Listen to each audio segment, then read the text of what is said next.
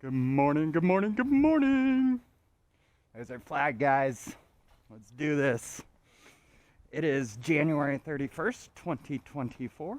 It is a Wednesday morning. Last night, I took Scarlett to dance, and some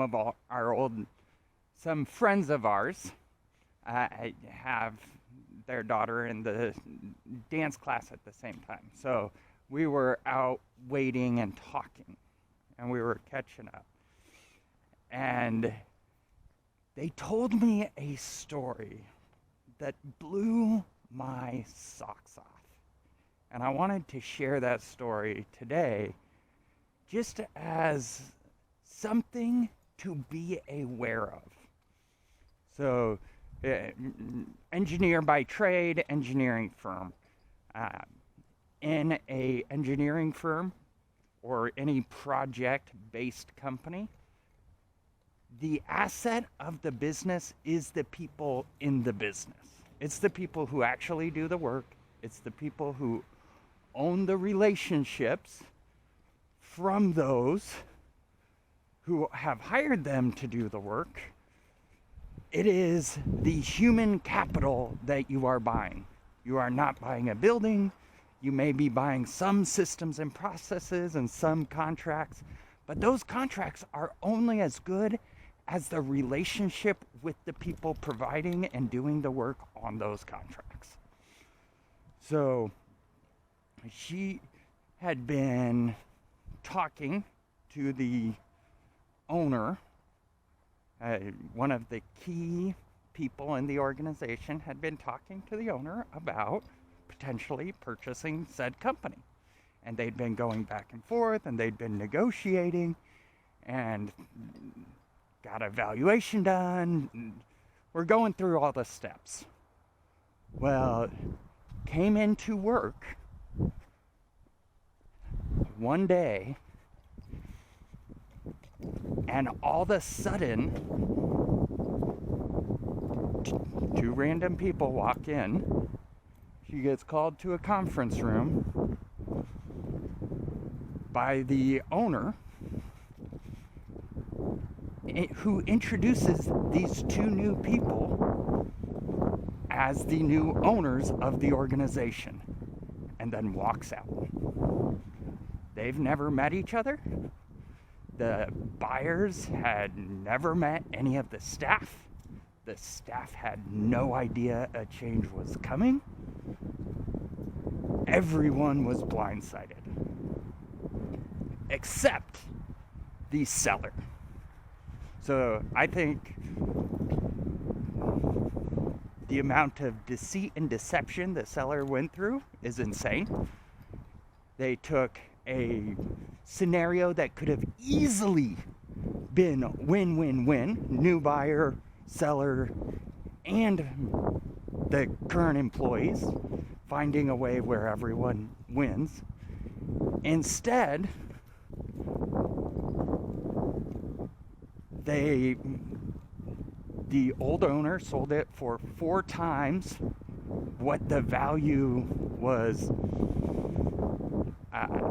established to be to these new buyers without ever letting them talk to the staff or anything like this, which, by the way, if you are purchasing a business, I would never under any circumstance purchase it without talking to the people running the business.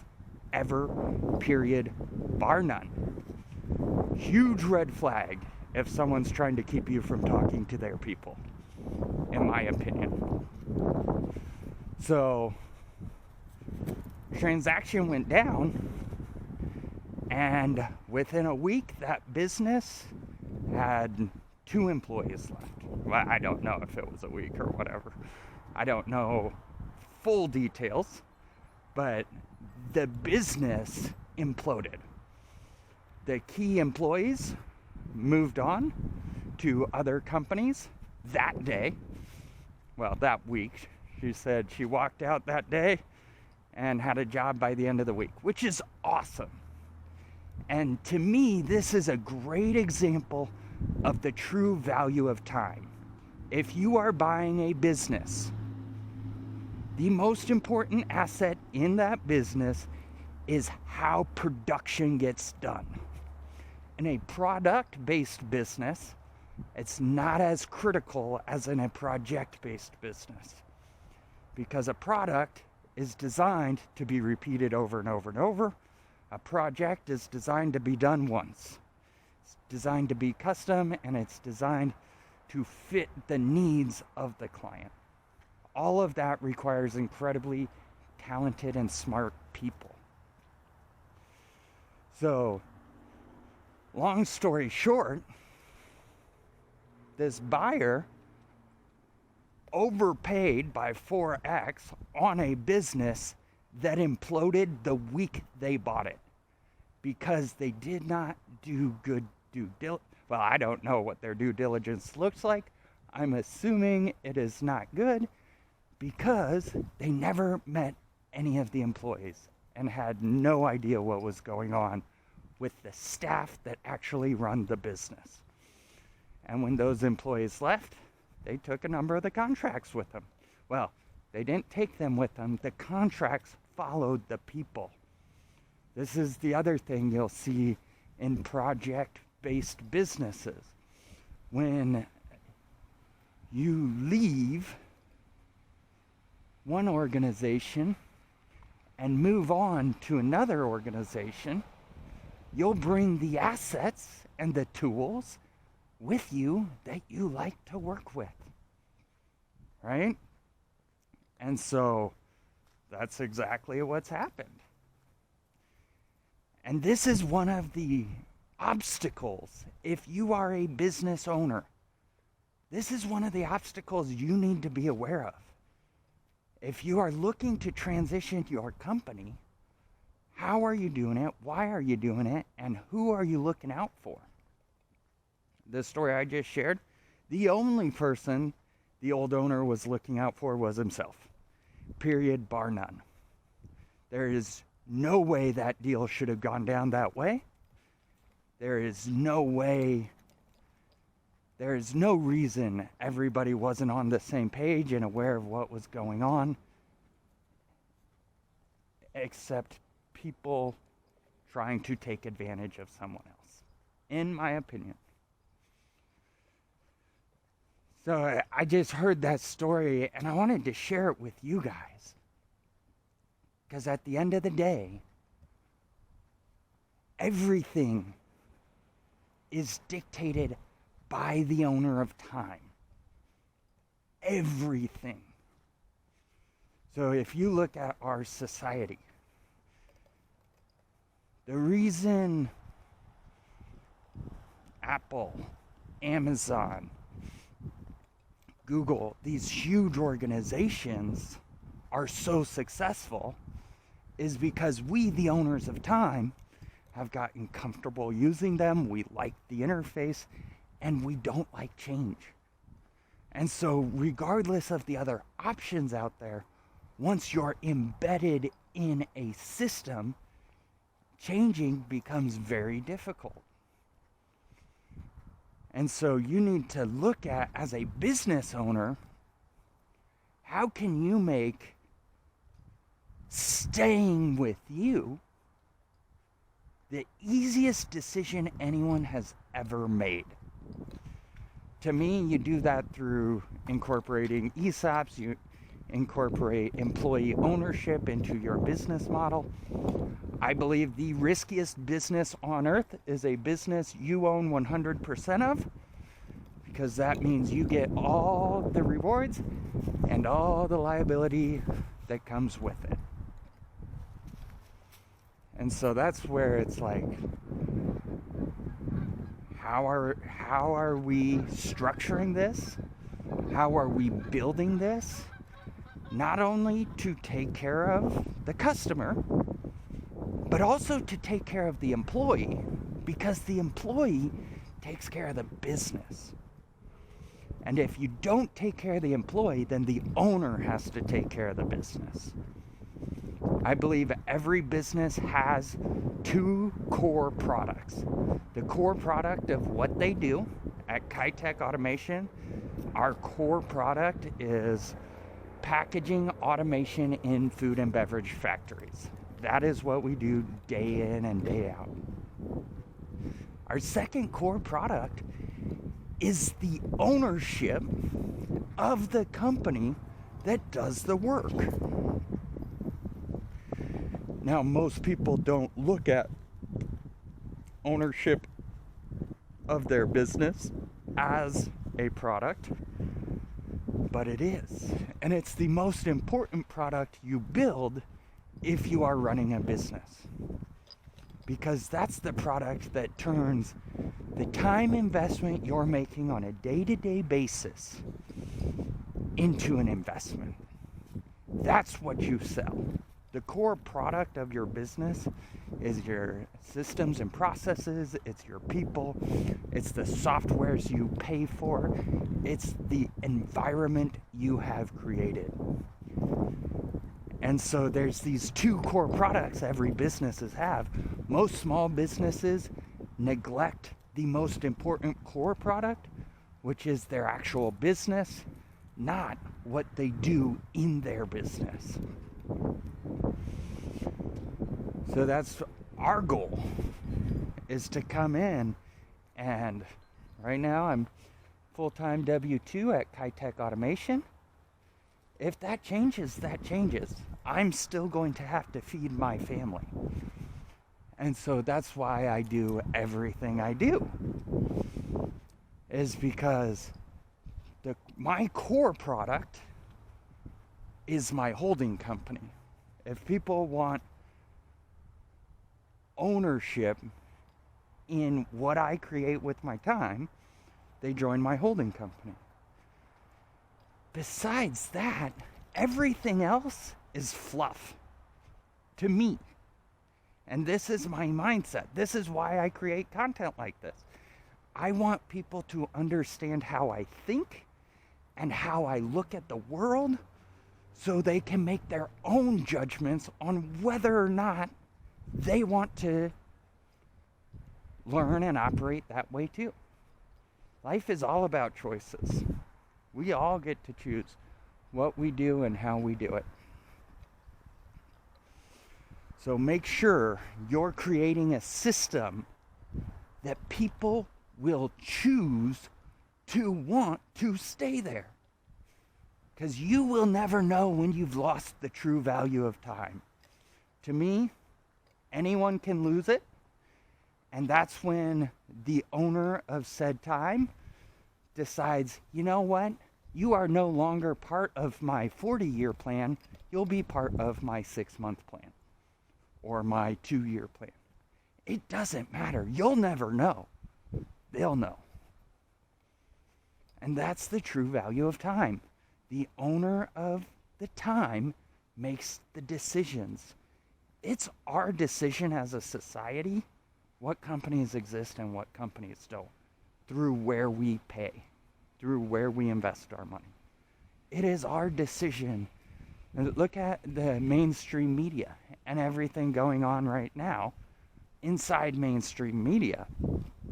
All the layoffs and everything, they're happening because as a society, we are saying mainstream media is lying to us, has been lying to us. They've been the gatekeeper of information.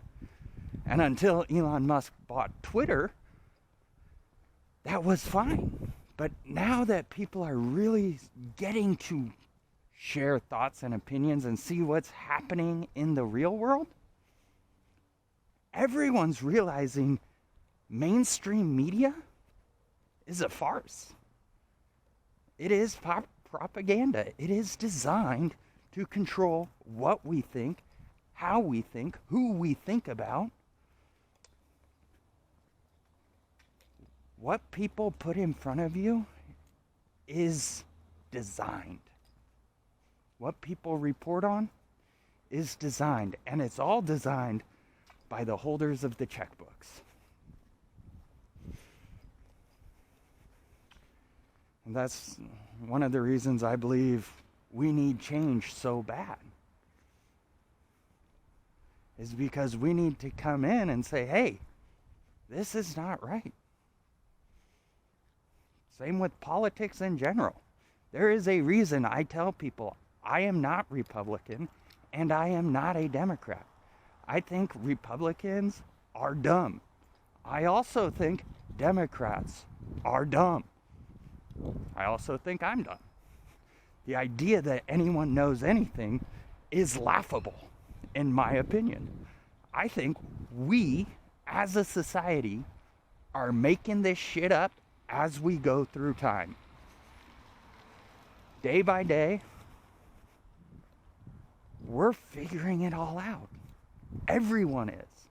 Even the leadership, they're getting advice and told what to do of the nation, of companies, of all these things, but they don't know how people are going to react to the things that they do.